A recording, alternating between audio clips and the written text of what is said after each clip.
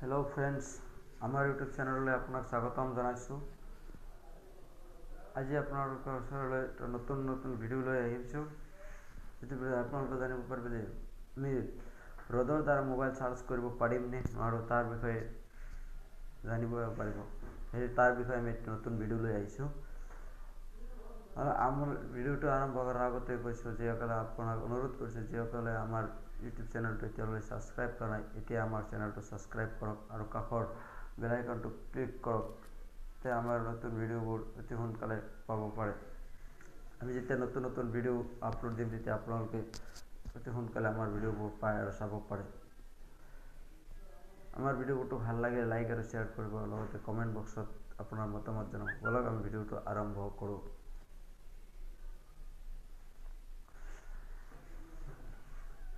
চাওক, এইটো কেলকুলেটাৰ এটা দেখা পাইছে। ইয়াত চাওক আপুনি, ইয়াত এটা এইটো দিয়া হৈছে, সোলাৰ চিষ্টেম দিয়া হৈছে। কাৰণ এইটো কিহৰ কাৰণে দিছে জানেনে?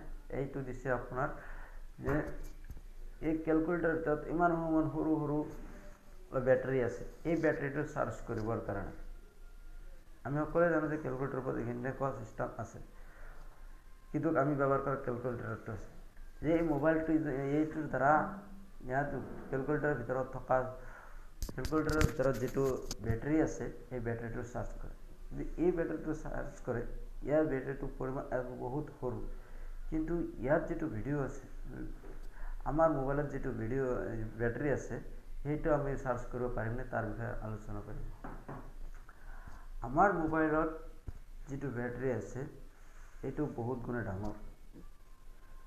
এই ৰ'দত চাৰ্জ দিবলৈ হ'লে এইটো প্ৰমাণ কৰিবলৈ হ'লে প্ৰথমে চামচুং কোম্পানীয়ে প্ৰথমে এটা মোবাইল ওলাইছিল, যিটোৰ পিছফালে আছিল এইটো যিটো কেলকুলেটাৰ, ইয়াৰ এনেকুৱা পিছফালে মোবাইলৰ পিছফালে ইয়াত চিষ্টেমটো আছিল সোলাৰ চিষ্টেম, কিন্তু এইটো ফ্লপ হৈ গ'ল। তাৰপিছত কিছুদিন পিছত আৰু এটা স্ক্ৰীন টাচ ওলালে, এণ্ড্ৰইড মোবাইল ওলালে, সেইটো এনেকুৱা দিয়াৰ পিছত ফ্লপ হৈ গ'ল। তাৰপিছত আৰু এটা কিছুদিন পিছত LG কোম্পানীয়ে এনেকুৱা চিষ্টেমৰ এটা মোবাইল ওলালে, কিন্তু সেইটো ফ্লপ হ'ল। কাৰণটো কি জানেনে? আমাৰ যিটো মোবাইলত বেটাৰী আছে, এই বেটাৰীটো চাৰ্জ কৰিবলৈ হ'লে বহুত অলপ ডাঙৰ এটা হেৰি লাগিব, ডাঙৰ এটা সোলাৰ লাগিব।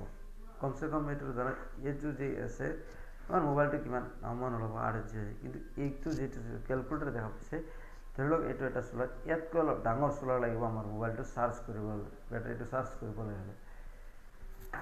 আৰু তাৰপিছত আৰু এটা দুই নম্বৰ কথা হ'ল, মোবাইলটো ক'ত আপুনি কিয় চেঞ্জ কৰি যাব? মোবাইলটো ৰাখিব পকেটত, তাৰ পৰা আপুনি কেনেকৈ চাৰ্জ কৰিব?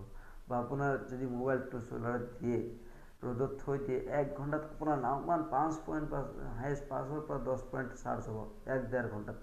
তাতেও নহ'ব পাৰে, সৰু সৰু মোবাইল হ'লে নাওমান এমএমটো হ'ব পাৰে।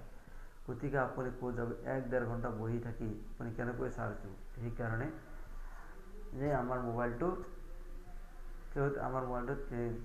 সোলাৰ চিষ্টেম নকৰে, সোলাৰ চিষ্টেমেদি আমি চাৰ্জ কৰিবলৈ বহুতো অসুবিধা হয়, আৰু আমি নোৱাৰোঁ বুলি ক'লেও ভুল নহয়। আজি এইখিনিতেই, আকৌ লগ পাম আন এটা ভিডিঅ'ত।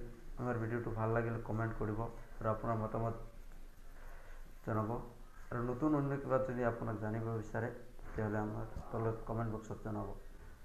আজিৰ এইখিনিতেই, ধন্যবাদ, থেংক ইউ।